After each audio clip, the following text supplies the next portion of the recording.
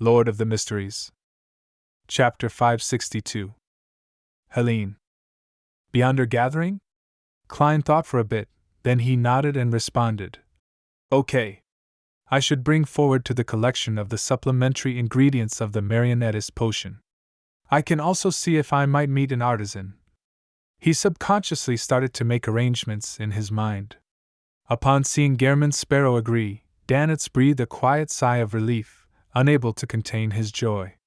For the past few days, having had his bounty raised significantly, he had obediently stayed in the suite to monitor the radio transceiver.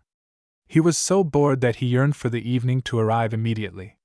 The Beyonder gathering that Danitz mentioned was at the Amiris Leaf Bar, where pirates, informants, and adventurers were active.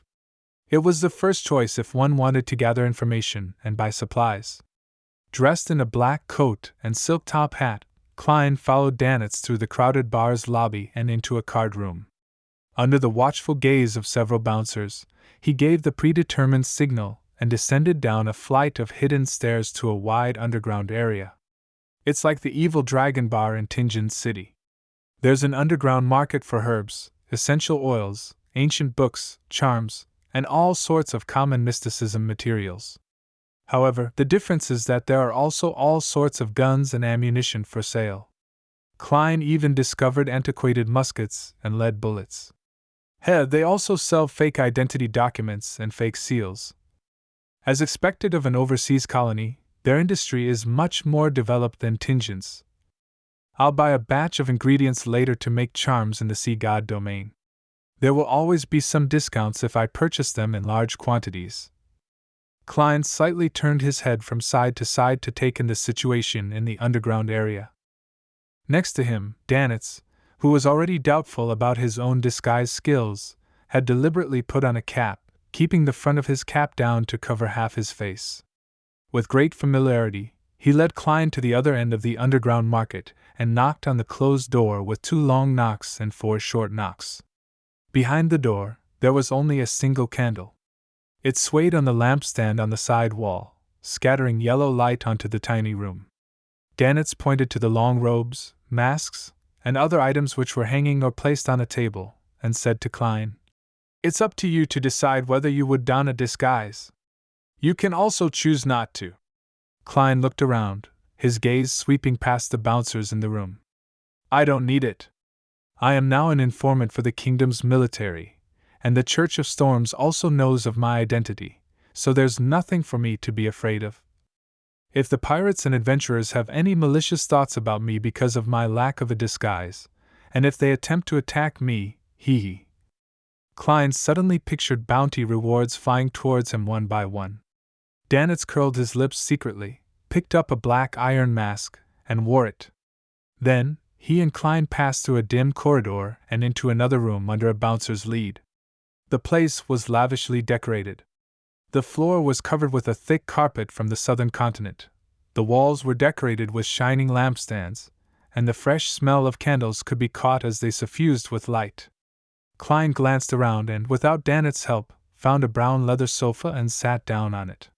He leaned back and crossed his right leg. There were already more than 20 people of various genders gathered here. Some were in hooded robes, while others showed their faces. According to Danitz's description in the morning, not all of the people attending this gathering were Beyonders.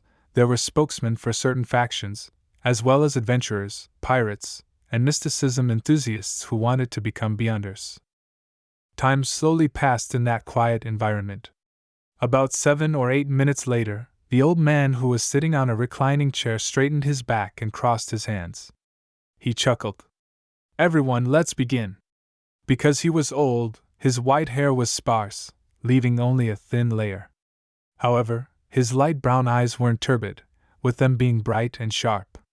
The organizer of the gathering, Strongman Ozeal, a famous pirate in the past, and now the secret boss of the Amiris Leaf Bar. Danitz leaned slightly and introduced the man to Klein with a suppressed voice. He'd actually mentioned it in the morning, but he was afraid that Gehrman's sparrow failed to match a name to the face and would later vent his anger on himself. It's a sorrowful matter to have a secret grasped by others. Danitz sighed inwardly. Klein nodded indiscernibly as he silently watched the transactions happen. There were potion formulas for warrior, sailor, mystery prior, and others, but no one bought them. The expectant sellers were disappointed again and again. Danitz glanced at Gehrman Sparrow, who wore an expressionless face. He then leaned over and explained in a low voice. There is no notary at this gathering, nor any powerful seer. The authenticity of the potion formula cannot be guaranteed. It's too easy to fake such things, and even if people recognize that the formula is fake, the seller cannot be punished because he might be a victim as well. I know.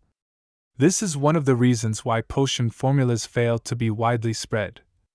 Klein uncrossed his right leg, leaned forward slightly, and said in a voice that was neither loud nor low, I need the remnant spirituality of an ancient wraith. He didn't mention the eyes of a six-winged gargoyle, the spring water from Sonia Island's Golden Spring, or any other supplementary ingredients.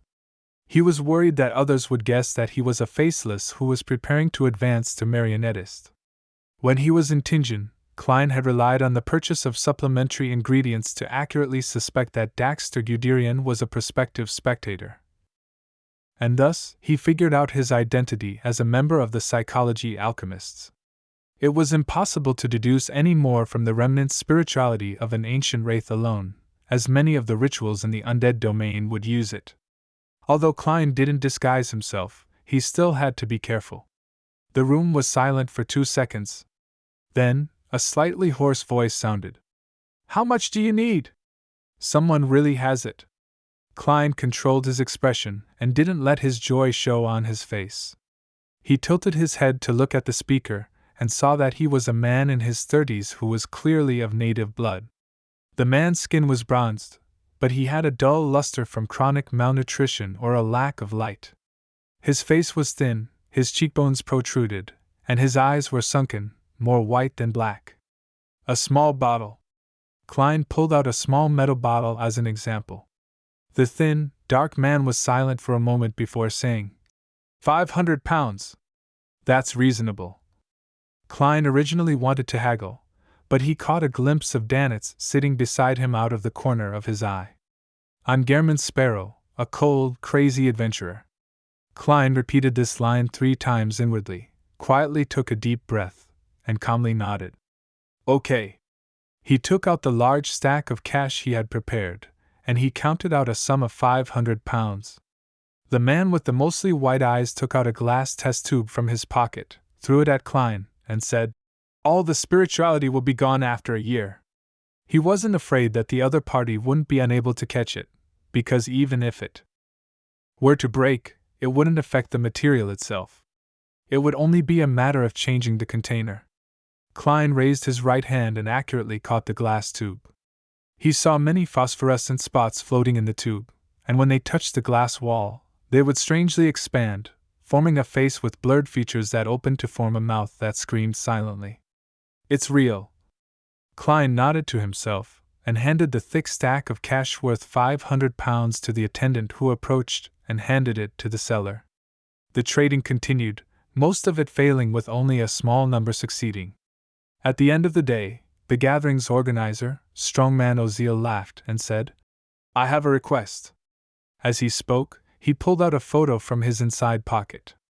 The reward for finding the person above is 1,000 pounds or some other common beyonder ingredient of equal value.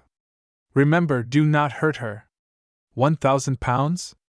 This would make most adventurers go crazy. I wonder who he's looking for to offer such a high reward.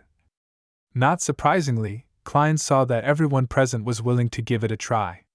The picture began to be passed in a counterclockwise fashion, and a few minutes later, it was in Klein's hands. As he casually swept a glance over it, a bit of surprise suddenly surfaced in his heart. The woman in the photo was rather pretty, with bright red hair and a pair of green eyes that resembled emeralds. Her skin wasn't fair, but she gave off a healthy feeling. At the time of the photo shoot, she was wearing a long, lake-colored skirt. Her waist was tightened with a flower-shaped ribbon, making her appear exceptionally slender. Although her face seemed to be smiling, her overall appearance was one of displeasure and awkwardness. A girl with a good family background. who would pay £1,000 to find her. Furthermore, the premise is that she cannot be hurt. A picture of her forcing a smile. Many romance stories with intertwined love and hate flashed in Klein's mind. Stories like a tyrannical pirate falling in love with a wealthy merchant's daughter, abducting her onto his boat before she eventually escaped, or some noble lady from a declining noble family turning into a pirate, and was later caught due to a mistake, only to have a sinful relationship with a mid- or high-ranking mandated punisher or military officer, thus escaping from her predicament and imprisonment. How a newly advanced demoness accidentally fell into a debt of love when giving someone pleasure. Such thoughts flashed through his mind, and Klein almost raised his hand to cover his face. I've read too many novels in my previous life. And I happen to have a trauma because of demonesses in this world. He sighed to himself, looked up at Oziel and asked, "What's her name?" "Helene," Oziel answered succinctly. "But she must have switched to using a fake alias." "Helene, a typical female Intis name." Klein asked again. "Is there anything she often wears?" "Hair is fine too." This was a medium that could be used to seek her with divination. Klein didn't mention things like recently worn clothes that hadn't been washed, afraid that the employer behind the scenes would throw him a piece of lingerie, making it awkward. Oziel shook his head. "Nothing. She has a strong anti-tracking ability." "What's her strength like?" another member of the gathering asked. Oziel said in a serious manner. "The employer didn't give a detailed description. It said that she isn't too strong, but she's stronger than a Sequence 9. You don't need to capture her. As long as you determine her whereabouts, you will be paid."